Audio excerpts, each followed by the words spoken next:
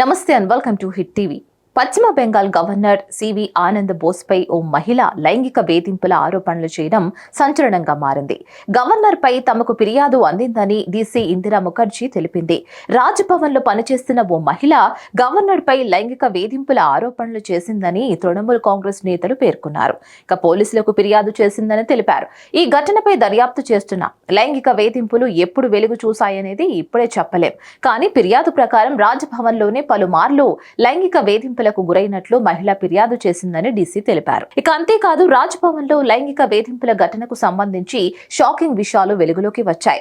తనలాగా అనేక మంది బాధితులు ఉన్నారని ఆ మహిళ ఆరోపిస్తోంది. మహిళల గౌరవ మర్యాదలపై మోదీ షాలకు నిజంగా నమ్మకం ఉంటే వెంటనే బాధితురాలికి న్యాయం జరిగేలా చూడాలని తృణమూల్ కాంగ్రెస్ ట్వీట్ చేసింది. ఇక మరోవైపు ఈ ఆరోపణలను West Bengal governor C V Anand Bose కొట్టిపారేశారు. అవన్నీ తప్పుడు ఆరోపణలని, తన పరువుకు భంగం కలిగించేందుకు ఇలాంటి కుట్రలకు పాల్పడుతున్నారని పేర్కొన్నారు.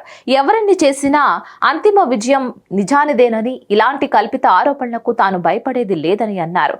ఇక తన పరువు తీసి ఎన్నికల్లో లబ్ధి పొందాలని చూస్తున్నారని, కానీ బెంగాల్లో అవినీతి హింసపై పోరాటాన్ని ఎవరూ ఆపలేరని సివి ఆనంద్ బోస్ అన్నారు. ఈ మేరకు రాజ్ భవన్ సిబ్బందిని ఉద్దేశిస్తూ ఓ ప్రకటన కూడా చేశారు.